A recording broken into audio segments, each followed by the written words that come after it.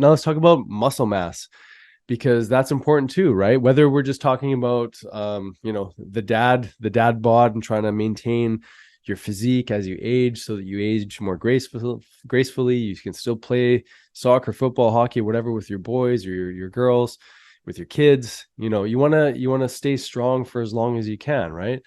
And I'm not talking about like the dad bod that maybe got all the attention with like the big beer belly and that kind of dad bod. I'm talking about being a strong example of what your kids can grow into. And I think I know I want that for myself.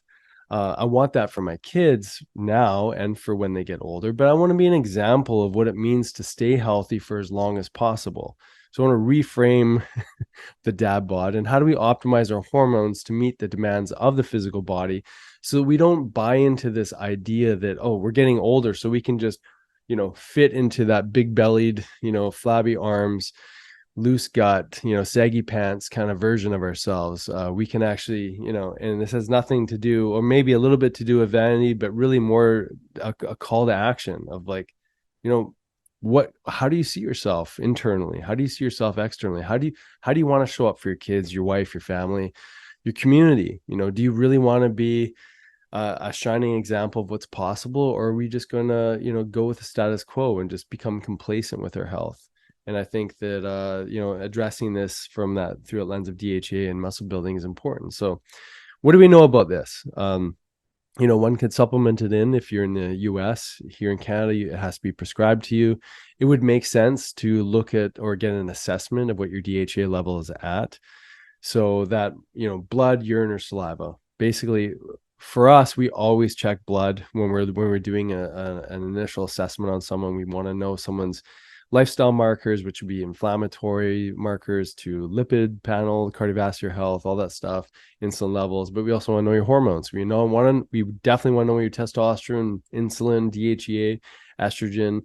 If you're a man, also we want to know your prostate health and those kind of things. So we want data in order to decide, what kind of action to take. But what we do know is that when you are stimulating your muscle, you are getting an increase in the hormonal response, right? It's just like this eustress, the good stress. When we apply a force to the body, we'll have a hormonal outcome. And initially, in one study that I was looking at, showed that both men and women benefited from a surge in DHA post-exercise, weight training specifically, but women had a much more profound increase than men did, which I think is very interesting. But here's the reality: is that stimulus, once it's gone, you go back to a normal baseline after that pressure has subsided, and so you'll get a spike and then a fall. And so really, like, what does that mean for body composition? What does it mean for strength? Because it's one thing to have a hormone surge, but then can your cells receive that hormone? And this is one of the things that we talk about so often. This is why we talk about detoxification at the cellular level and clearing cell inflammation, because those hormones have to communicate to the inside of the cell. They have to cross that plasma cell membrane through a receptor to actually activate in the mitochondria. And so just because you get a surge in a hormone or take an exogenous hormone, can you get that hormone to communicate the cell? And that's where the rubber meets the road when it comes to hormone optimization. So same thing here. You could have unhealthy cells, get a surge of DHEA post-exercise, but can your body use that hormone? Is it actually being received by the mitochondria through the cell membrane? So these are all things that sort of differentiate the effects of doing exercise from one person to the next, right? So here, here's another study that looked at an older population that actually added DHEA, and they added 50 milligrams, which is a medial or middle of the road sort of dose. Higher end of the dose range for women, but middle of the road definitely for men. And so in supplementing it in, they actually saw increases in testosterone, which would make sense. Increases in IGF-1, which is correlated with growth hormone, and also something called MGF, which is mechano growth factor. And so in this particular study, they were tracking men and women over a 6-month or a full year to see what that particular dose would have as an effect on strength, size, and I think endurance was the other one. And so all that the study really showed is that those who were supplementing in DHEA, they saw these increases in the testosterone, IGF-1, and also the MGF, the mechano growth factor, which helps to actually increase the size of the muscle.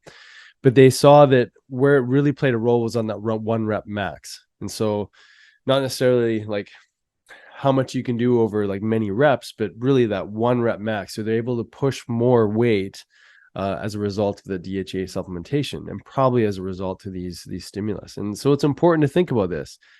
What does DHEA do when it gets in your body? It's a precursor hormone. It's going to distribute into hopefully the androgens if that's the goal, but also stimulate or get converted into the estrogens, which can be very beneficial for women. Typically postmenopause, but also potentially premenopause and perimenopause. But it is important to think about this DHEA is eventually going to convert into something. So if you add it in and then implement an exercise program, you are likely to get these increased conversions into testosterone and some of the other hormones that we want to create an impact on. So I think that was interesting to see, pairing an activity, specifically strength training, together with DHEA to see what kind of outcome was available. And then in general, so if you're not supplementing it in, like, having this as one of the cogs in the wheel of your health wheel, so to speak. And if you were to put exercise, and we'll talk about in a minute what kind of exercise, but if you're to put that into your program, you're likely to get these known stimulus of DHEA post stress or post workout. And then over time, does that sort of exemplify an ongoing sort of surge or increase or up leveling of your DHEA in your blood or urine or saliva over the long term? And then there's a question of, like, again, when is it too much? When are you putting too much pressure on the body? When are you putting maybe too much exogenous hormone in, and are you converting too much of that into estrogen, right?